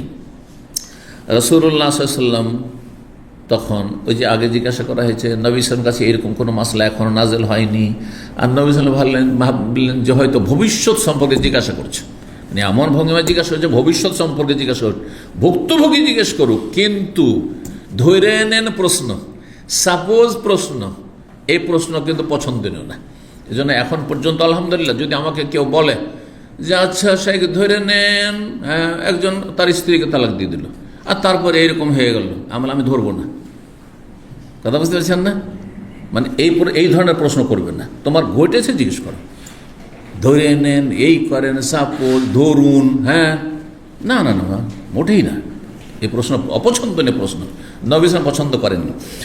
কিন্তু তারপরে যেহেতু আল্লাহ জানছেন যে এরকম ঘটনা ঘটেছে, তো সমাধানের দরকার, আসমানি সমাধান, মানে আয়াত লাগবে। তো আয়াত নাযিল করে দিলেন আল্লাহ রাব্বুল ওই সূরা নূরে আয়াত নম্বর 6 থেকে 9 পর্যন্ত, যেমনটা বললাম। যখন এই ওয়াইমেরকে জিজ্ঞাসা করেছে, রাসূলুল্লাহ বললেন যে কাদ আনজালাল্লাহু ফিকা ওয়া ফি সাহিবাতিকা, তোমার সম্পর্কে আর তোমার স্ত্রী সম্পর্কে, সঙ্গিনী সম্পর্কে আল্লাহ কোরআনের বিধান নাযিল করে দিয়েছেন। ফাযহাব ফাতিমা, যাও তোমার স্ত্রীকে নিয়ে এসে হাজির করো, নিয়ে আসো। কালা সাহাল তখন বলে, ফাতালানা, দুইজনে লিআন করলে, লানত চাইলেন, ওয়ানা মান নাস ইনদা, সেই সময় আমি রাসূলুল্লাহ সাল্লাল্লাহু আলাইহি ওয়াসাল্লামের কাছে জনগণের সাথেই ছিলাম উপস্থিত। ফাল্লামা ফারাগা মিন তালাউনহিমা, যখন দুইজনে লিআন করে সমাপ্ত করল, ওয়াইমের তখন বললেন, যার স্ত্রী জেনা ব্যভিচারে লিপ্ত হয়েছে, কাযাবতু আলাইহি ইয়া রাসূলুল্লাহ ইন আমসাকতুহা, ওকে যদি আমি স্ত্রী রূপে এখনও রেখে দিই তাহলে তো আমি তার মিথ্যাচার করেছি, আমি তাকে ব্যভিচারে দেখেছি, তো কি করে আমার রুচি হবে যে তাকে রাখবো, আর সে স্বীকার করলো না, সুতরাং তাকে রেখে দাও মানে দোষ আমার, সে তাহলে সতী। ফাতাল্লাকাহা সালাসান কাবলা ইয়ামুরাহু রাসূলুল্লাহ সাল্লাল্লাহু হুকুম করার আগে সে 3 তালাক দিয়ে বসে আছে। তাহলে এটা তাহলে কি শরীয়তের না তার আবেগের? মানে এত তার কষ্ট হয়ে আছে যে আমার স্ত্রী এরকম কাজ করলো, আর একে তো রাখা যাবে না। নবী সাল্লাল্লাহু আলাইহি জিজ্ঞাসা করি নাই যে আর কি করতে হবে না করতে হবে, তালাক তালাক তালাক, রাখবো না ইয়া রাসূলুল্লাহ, একে রাখলেই মানে আমি মিথ্যাবাদী। এই জন্য এটি দলিল নয় যে আপনাকে তালাক দিতে হবে, লিআন হইলেই তার সাথে সাথেই বিচ্ছিন্ন হয়ে যাবে চিরতরে, কোনোদিন ফেরাতে পারবে না। অন্য স্বামী 10-50টা স্বামী ঘুরে আসলেও ফেরাতে পারবে না। পক্ষান্তরে 3 তালাক দিয়ে স্বেচ্ছায় কোথাও বিয়ে হইলো, স্বেচ্ছায় সেখানে ছাড়ানো হয়ে গেল, আর তারপরে যদি আসে তো বিয়ে করতে, অন্য কেউ বিয়ে করতে পারে, সেও পারবে ইদ্যুৎ পার হওয়ার পরে। ইবনে সাহাব জোহরি রাহিমাহুল্লাহ বলেন, ফাকানা সুন্নাতাল মুতালাইনাইনি, তারপর থেকে 2 লেআনকারী স্বামী স্ত্রীর লেআনকারীর এটি শরীয়তি নিয়ম নির্ধারিত হয়ে গেল যে এইভাবে লেআন করতে হবে যদি স্বামী স্ত্রীকে স্বামী ব্যভিচারের অপবাদ দেয়। 30 নম্বর অধ্যায় বাবু তালাউন ফিল মাসজিদ। এই অধ্যায় হচ্ছে মসজিদে লিয়ান করা। হাদিস ওটাই, কিন্তু নবী সাল্লাল্লাহু আলাইহি সাল্লামের ওই যে ঘটনাটি হয়েছিল নবী সাল্লাল্লাহু আলাইহি সাল্লামের সামনে ওয়াইমের আজলানির, সেটি কোথায় ছিল? মসজিদে। জনগণ বসে আছেন, নবী সাল্লাল্লাহু বসে আছেন। তো মসজিদে লিয়ান করা, লানত চাওয়া যাবে কিনা, মসজিদে এসব করা যাবে কিনা, বিচার, তাহলে বিচার সালিস মসজিদে করা যাবে, ইসলামিক বিচার যদি হয়, রাজনৈতিক বিচার নয়। হ্যাঁ, ইসলামবিহীন সামাজিক বিচার সালিস না। আমার দেশে কিন্তু মুসলিম সমাজেও অধিকাংশ বিচারগুলি ইসলামিক বিচার হয় না, আলেম ওলামাদেরকে রাখা হয় না। হ্যাঁ, সমাজের মণ্ডল মোতাব্বর পয়সাওয়ালা সুদখোর এরা সব বিচার করে আর জুলম অত্যাচার করে। জি, 5309 নম্বর হাদিস বর্ণনা করছেন ইবনে শিহাব জোহরি, বলছেন আনিল মোলায়েনাতে আনিস সুন্নাতে ফিহে, লিয়ানকারিনী সম্পর্কে আর তার ইসলামী নীতিমালা সম্পর্কে, নিয়ম সম্পর্কে। হাদিস সাহাল ইবনে সাদ আখি বানি সাইদাস, বানু সাইদা বংশের যে সাহাল ইবনে সাদ সাইদি, তিনি বর্ণনা করেন আন্না রাজুলা মিন আনসার, জনক আনসারি ব্যক্তি রাসূলুল্লাহ সাল্লাল্লাহু আলাইহি ওয়াসাল্লামের কাছে আসলেন, এসে বললেন ইয়া রাসূলুল্লাহ আর আয় তারা জলেন ওয়াজাদা মা ইমরাতি রাজুল, আচ্ছা বলুন তো কোনো ব্যক্তি যদি নিজের স্ত্রীর সাথে অন্য কোনো পুরুষকে পেয়ে যায় তাকে খুন করবে না কি করবে? ফানজাল্লাহু ফি শানি মা যাকারা ফিল কোরআন মিন আমরিল মুতালাইন, তারপর আল্লাহ নাযিল করেছেন কোরআনে কারীমে লিয়ানকারীদের সম্পর্কে যে বিষয়টি সূরা নূরে। নবী সাল্লাল্লাহু আলাইহি ওয়াসাল্লাম তখন বললেন কাদ কাযাল্লাহু ফি কফি ইমরাতি, আল্লাহর চূড়ান্ত ফয়সালা দিয়েছেন তোমার সম্পর্কে, তোমার স্ত্রী সম্পর্কে এই লিয়ানের বিধান। দুইজন ফাতালা আনাফিল মসজিদে, তারা লিয়ান করলো, ওয়ানা শাহিদ, আমি তখন উপস্থিত ছিলাম। সাহাল বিন সাদ বলছেন ফালাম্মা ফারাগা, যখন তাদের লিয়ান করা শেষ হলো, কাল কাযাবতু আলাইহি আরাসিন আমসাক, তাকে রাখলে তো আমি তাহলে মিথ্যাবাদী হয়ে গেলাম। ফাতাল্লাকাহা সালাস, 3 তালাক দিয়ে ফেলল। কাবলা ইয়ামুর রাসূলুল্লাহ সাল্লাল্লাহু বলার আগেই, হিনা ফারাগা মিনাত তালাক, লিয়ান করার সাথে সাথে ও তালাক তালাক তালাক বলে বসে আছে। ফারাকাহা, নবী সাল্লাল্লাহু আলাইহি ওয়াসাল্লামের সামনেই সে কি হয়ে গেল, স্ত্রীকে বিচ্ছিন্ন করে দিল। ফাকালা, বলছেন বর্ণনাকারী, কানা যালিকা তাফরিকান বাইনা কুল্লি মুতালাইনাইন, এটি হচ্ছে দুই লিয়ান, উভয় স্বামী স্ত্রীর লিয়ানকারীর মাঝখানে বিচ্ছিন্নতা চিরতরে। ইবনে জুরাইর ইবনে শাহাব জোহরি থেকে বর্ণনা করেছেন ফাকানাতি সুন্নাতু বাদাহুমা, তারপর ইসলামের নীতিমালা নির্ধারিত হইল, শরঈ বিধান যে আইয়ুফাররাকা বাইনাল মুতালাই, দুই লিয়ানকারীর মাঝখানে চিরতরে বিচ্ছিন্ন করে দেওয়া হবে, বিবাহ বিচ্ছেদ করে দেওয়া হবে। ওয়াকানাত হামেলান, ওই মহিলা গর্ভবতী ছিল। কি ছিল মহিলা? এখন অতিরিক্ত আসছে, গর্ভবতী ছিল, পেটে বাচ্চা ধরেছে। কিন্তু এই বাচ্চাটি এই লোকের ওয়াইমের নয়, ওই যে ব্যভিচার করেছে, হ্যাঁ, ওই ব্যভিচার থেকে যার সন্তান। ওয়াকান ইবনু ইউদা আলী উম্মাহি, সেই জন্য তার সন্তানটিকে তার মায়ের সাথে সম্পৃক্ত করে ডাকা হইত। পশ্চিমা সভ্যতায়, পশ্চিমা দেশে বাপের নামের অত গুরুত্ব নেই, মায়ের নামের আসল গুরুত্ব। কেন জানেন? এই জন্যই যে বাপের হদিশ কম, কিন্তু মাটা তো ঠিক আছে। হ্যাঁ, মাতৃগর্ভ থেকে তো শিশুটা পয়দা হয়েছে, কিন্তু বাপের ঠিক ঠিকানা নেই, লিভ টুগেদার করেছে, তো কোত্থেকে বাপের নাম আসবে? বুঝছেন না? কাল সুম্মা জারাতি সুন্নাত ফি মিরাসিহা, তারপরে নীতিমালা নির্ধারণ হলো পরিত্যক্ত ধন সম্পদ সম্পর্কে। হ্যাঁ, ওই জেনাকারীর ধন সম্পদে ওয়ারিস হবে যার সন্তান? না, হবে না, ওই জেনা করেছে, হারাম করেছে। আচ্ছা, যার বিবাহ বন্ধনে ছিল তার মার ওই অবস্থায় পেটে এসছে, ওর ধন সম্পদের ভাগ পাবে না? ওরও বীর্য থেকে পয়দা নেই, সুতরাং ওরও হবে না। তাহলে কার ভাগ পাবে? ওর মায়ের ভাগ পাবে ছেলেটি, আর ছেলের ভাগ পাবে ওর মা।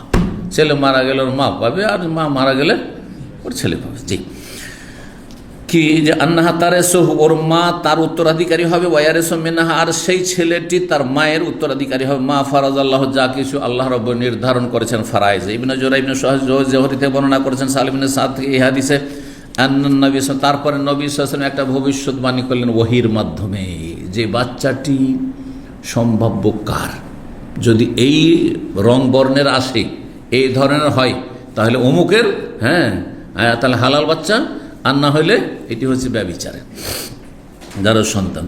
বলেন ইনজাদ বেহি আহমারা কাসিরান কান্নাহু ওয়াহরা, এই বাচ্চা যদি ভূমিষ্ঠ করে, এই সন্তান প্রসব করে এই মহিলা, যদি সে লাল বর্ণের, মানে ফর্সা লাল বর্ণ, মানে এমন ফর্সা যে দেখতে লাল টকটকে, কাসিরান আর খাটো যদি বাচ্চাটি হয়, কান্না আর এমন লাল আর খাটো যে টিকটিকির মতো দেখতে, টিকটিকি বা গিরগিট, এগুলো কি হয়ে যায়, মানুষ দেখলে লাল হয়ে যায়, দেখেন না?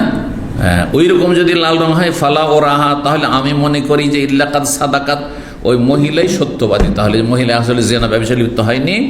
এই বাচ্চাটি কার? এই ওয়াইমেরই। হ্যাঁ, ওর বাবারই।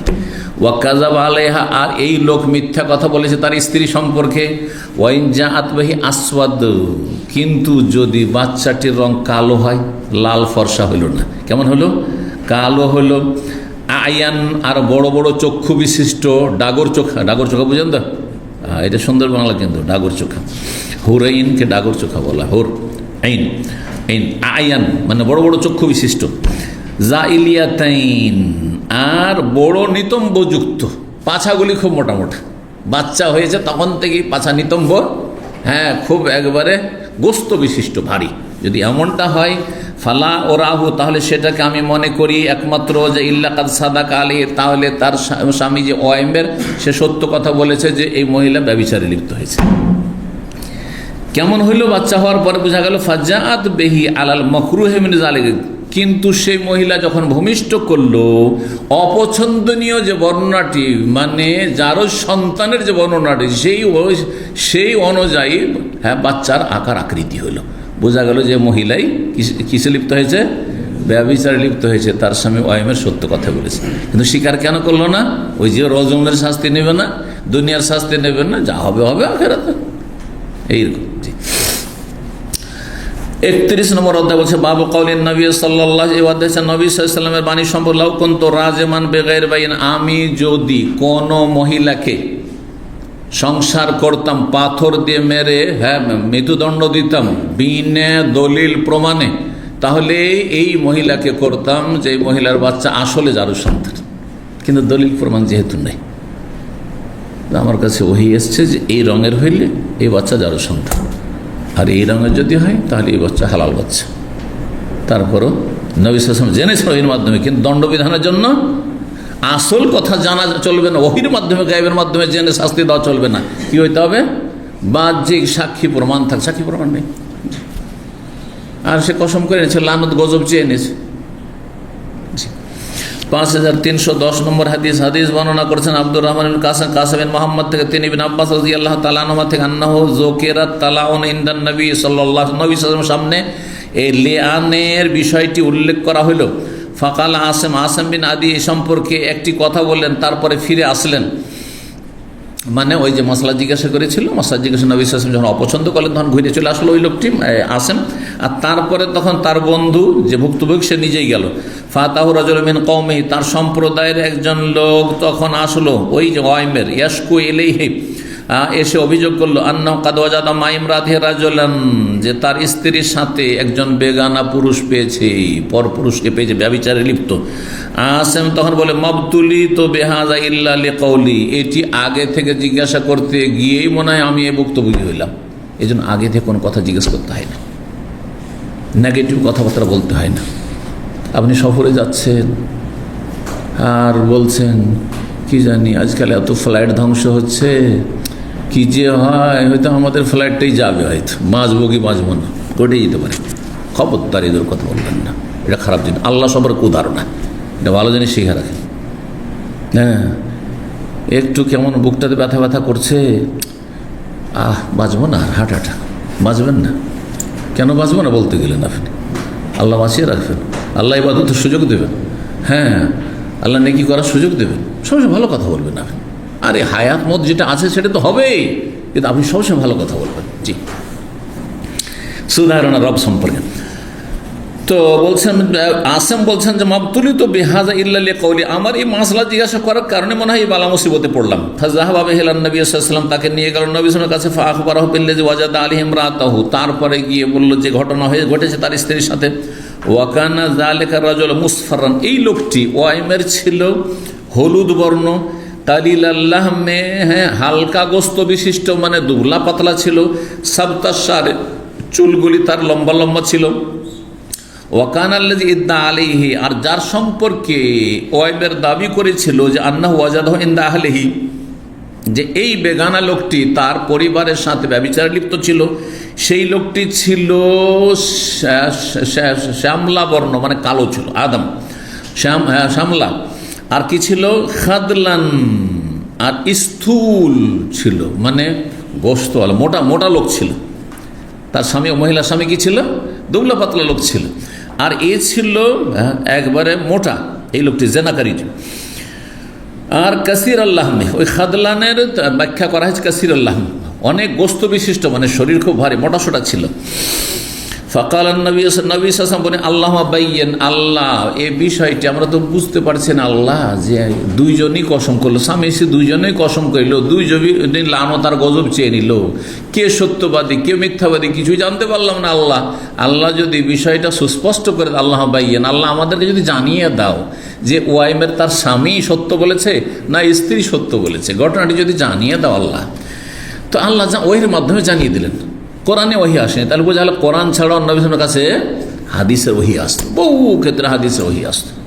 এই যে হাদিসের ওহি নবী সাল্লাল্লাহু আলাইহি সাল্লামকে আল্লাহ তখন জানিয়ে দিলেন, নবী সাল্লাল্লাহু আলাইহি ওয়াসাল্লাম ফাজাআত শাবিহান বির-রাজুলিল্লাযী যাকারা যাওজাহা আন্নাহু ওয়াজাদাহু, বাচ্চা যখন ভূমিষ্ঠ হলো তখন সে বাচ্চাটি তার আকৃতির হলো যার কথা ওই মহিলার স্বামী উল্লেখ করেছে যে সেই লোকটিকে, বেগানা লোকটিকে তার স্ত্রীর কাছে পেয়েছে ব্যভিচারে, বুঝা গেছে? তার মানে হারাম অবস্থায় যে পেয়েছে ওই রকম ওই লোকটির মতো দেখতে হয়েছে বাচ্চাটি।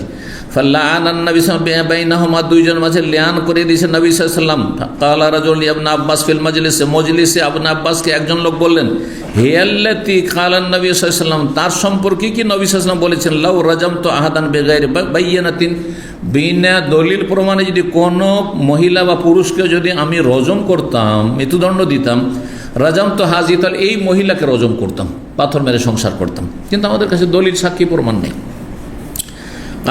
ফাকাল আল্লাহ আল্লাহ, মানে ঘটনা তাহলে এটা ছাড়া আর একটি ঘটনা কি, তিলকা ইমরাতুন, সেই মহিলা সম্পর্কে বলেছিলেন যে অহরহ বেশ্যাবৃত্তি করত, হ্যাঁ, যার তার সাথে জেনা ব্যভিচার করে বেড়াইতো, ও কিন্তু দলিল পাওয়া যায় না, মানে একসাথে চারজন কেউ এসে বলতে পারে না, কিন্তু সে পরকীয়ায় লিপ্ত থাকতো।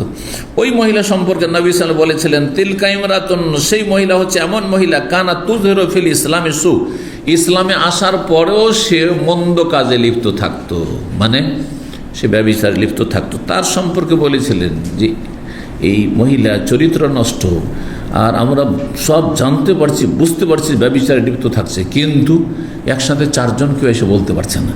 যখন আদালতে নবী সাল্লাল্লাহু আলাইহি ওয়াসাল্লামের কাছে বলতে পারছে না, তাহলে তাকে মৃত্যুদণ্ড দেওয়া যাচ্ছে না।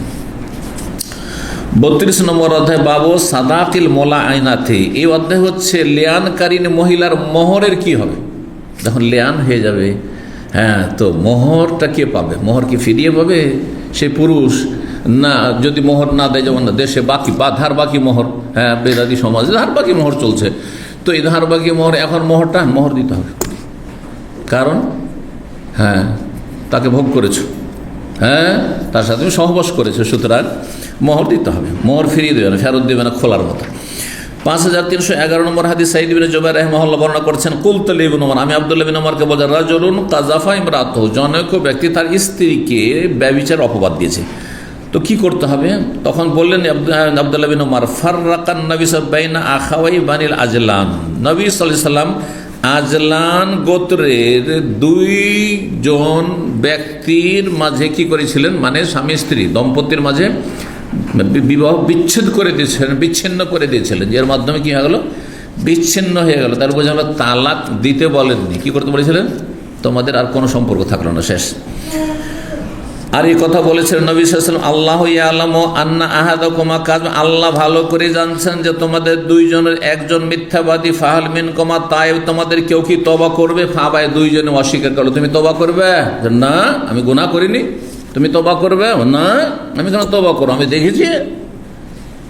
দুইজনে বলছে না, আমি তওবা করব না।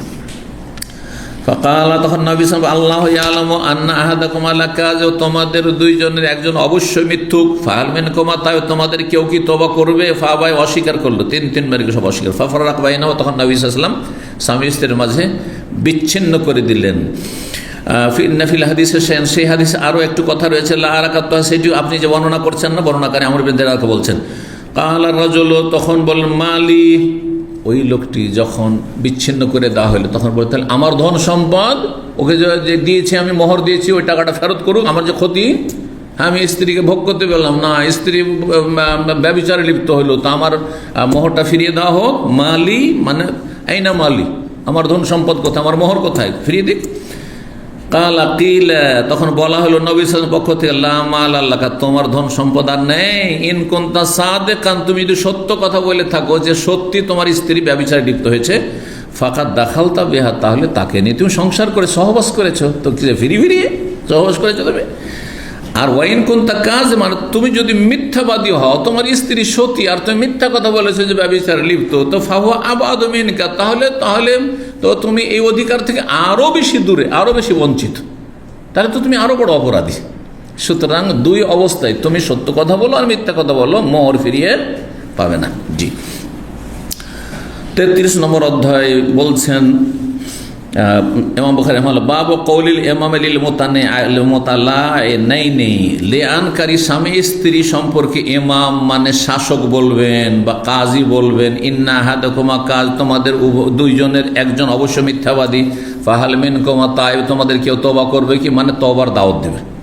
লিআন করার আগে তওবার দাওয়াত দিবে, যদি তওবা করে নেয় তাহলে লিআন করার দরকার নেই। জি, তওবা করতে গিয়ে যদি স্বামী বলে যে না আমি মিথ্যা বলেছিলাম, তাহলে তখন 80টি বেতরা খেতে হবে, বোঝা গেছে না? আচ্ছা, যদি স্ত্রী বলে যে না আমি যে এতক্ষণ অস্বীকার করছিলাম না, আমি আসলে দোষী, তাহলে রজম হবে। তো 5312 নম্বর হাদিস বর্ণনা করেছেন সাঈদ ইবনে জুবাইর রাহিমাহুল্লাহ, বলছেন সালতু ইবনে ওমর, আবি ইবনে ওমরকে জিজ্ঞাসা করেন মুতালাইনাইনে, দুই লিয়ানকারী স্বামী স্ত্রী সম্পর্কে।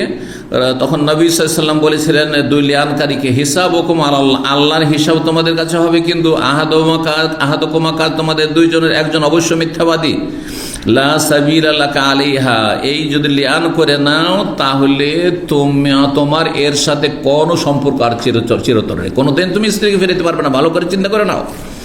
কালা মালি, তখন ওই লোকটি বললো যে আমার ধন সম্পদ, আমার ওই মোহর ফিরিয়ে দিক। কাল আল্লাহ মাল আল্লাহ, তোমার কোনো ধন সম্পদ নেই। ইনকুনতা সাদাকতা আলাইহা, তুমি যদি সত্য কথা বলে থাকো, ফাহুবিমা আস্তাহলালতা মিন ফারজা, তাহলে তার লজ্জা স্থান কি দিয়ে হালাল করেছো, মোহর দিয়ে হালাল করেছো।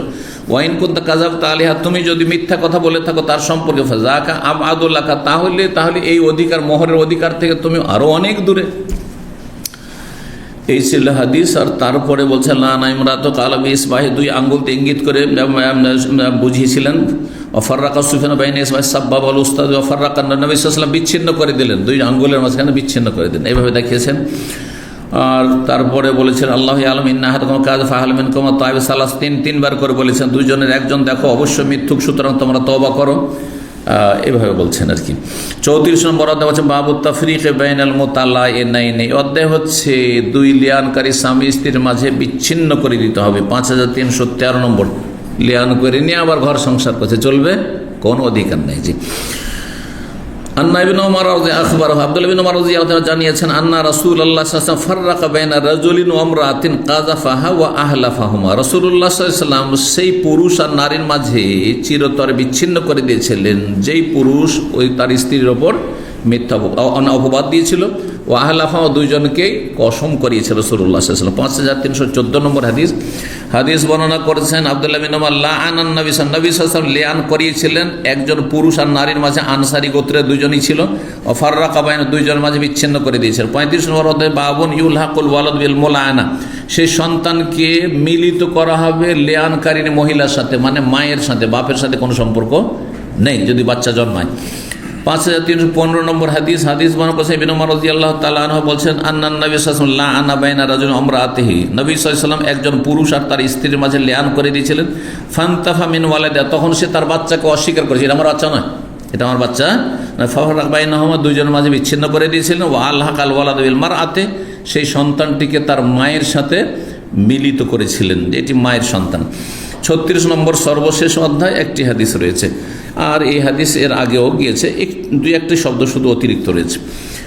নবী সাল্লাল্লাহু আলাইহি ওয়াসাল্লাম বলেছিলেন, আর তখন তিনি ইমাম, মানে ইমাম আজম, শাসক ছিলেন, আল্লাহ বাইয়ান, আল্লাহ বিষয়টি স্পষ্ট করে দাও। আরে নবী সাল্লাল্লাহু আলাইহি ওয়াসাল্লামের কাছে তো ওহী এসেছে, কিন্তু আমাদের উপর কি করে স্পষ্ট হবে? হ্যাঁ, তবে আল্লাহ সুবিচার করার তৌফিক দাও, যেন অন্যায় না হয় বিচার করতে গিয়ে, এটা বলতে পারে না। জি, 5316 নম্বর হাদিস বর্ণনা করছেন কাসিম বিন মুহাম্মদ ইবনে আব্বাস রাদিয়াল্লাহু তাআলা আনহুমা থেকে, আন্নাহু কাল, তিনি বলেন, যুকিরাল মুতালাইনান, দুই লিয়ানকারী স্বামী স্ত্রীর কথা আলোচনা করে রাসূলুল্লাহ সাল্লাল্লাহু আলাইহি ওয়াসাল্লামের সামনে। আসেম বিন আদি এই বিষয়ে তিনি জিজ্ঞাসা করলেন কিছু, তারপরে বাড়িতে ফিরে আসলেন। তারপরে ওই লোকটি আসলো ওয়াইমের, আর এসে বলল আন্নাহু ওয়াজাদা মা ইমরাতি রাজুলান, তার স্ত্রীর সাথে সে একজন বেগানা পুরুষকে পেয়েছে, ব্যভিচারে লিপ্ত।